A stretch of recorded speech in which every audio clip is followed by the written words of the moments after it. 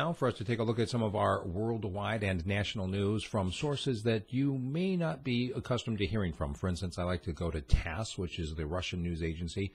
I've also got some from the Daily Mail today out of the UK and from Times of Israel. So let's take a look. First of all, Russia has released a statement that they are alarmed at the effort to topple power in Damascus. This is something that's been ongoing for quite some time, but now Turkey is openly talking about their goal being in Syria is to topple the regime in Damascus. This is something that troubles Russia, especially given the ramp up of forces by NATO and other NATO allies around the world. And basically, they're saying that it looks like the United States and its allies with NATO are trying to exert more influence in what has been traditionally Russia's backyard. We'll be watching that, of course. That jet that crashed with the soccer team on board this week was apparently at the very limit of its range of flight, literally within a couple of miles of how far those kinds of planes are supposed to go. And there have been some reports that the pilot called in saying he was low on fuel. Just a tragedy, obviously, but also some questions being raised as to why this particular jet was making that long of a trip. A Cirque du Soleil technician was killed in what they're calling an industrial accident just a couple of hours before the performance, so they had to cancel that show in San Francisco. It's not the first time that Cirque du Soleil has had accidents that have led to death. However, a study shows that although it does seem high because it's highly publicized, the actual rate of injury for Cirque du Soleil performers is lower than a school that has a gymnastics team. In the Netherlands, members of parliament there has approved a partial ban on wearing a burqa in public. It's certain places that are off limits, like hospitals and in schools.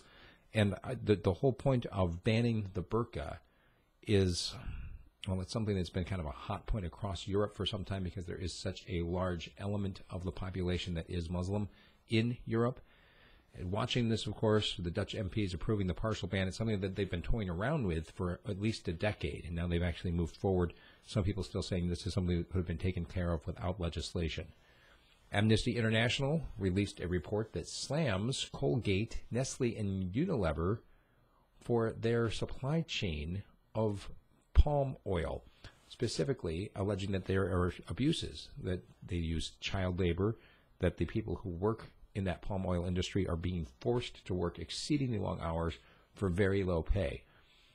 And this is going to be my target of my commentary today. Basically, if you believe that a company must be told how much they're going to pay people, then you actually, I think, don't really believe that people have the right to choose where they work. We'll talk about that, but Amnesty International slamming Colgate, Nestle, and Unilever. So, of course, now there's this whole backpedaling and trying to repair the damage to the reputation. More on the U.S. and NATO deliberately fanning tensions. This one from a different Russian source. This is the defense minister. And it looks like a number of people have been arrested across the country in protests. I don't know if you heard about these.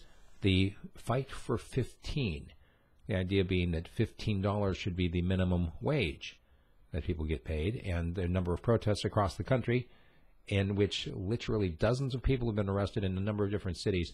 I'm not sure how much coverage that's getting, but it seems to me that this has the potential of either growing into something that could even get violent or just simply going away. We'll keep an eye on it for you. That's what we've got for our news. If you'd like to hear more Alaska news, we've got that on the way. And make sure you check out my commentary for today. I'm Steve Floyd, and this is Free Speech Radio. That's what it's all about. It's radiofreespeech.com. If you like what I'm doing, please consider becoming a sponsor or a subscriber. Check it out. You got a topic for me you'd like to hear me do a comment on, then email me, steve@radiofreespeech.com. Once again, steve@radiofreespeech.com.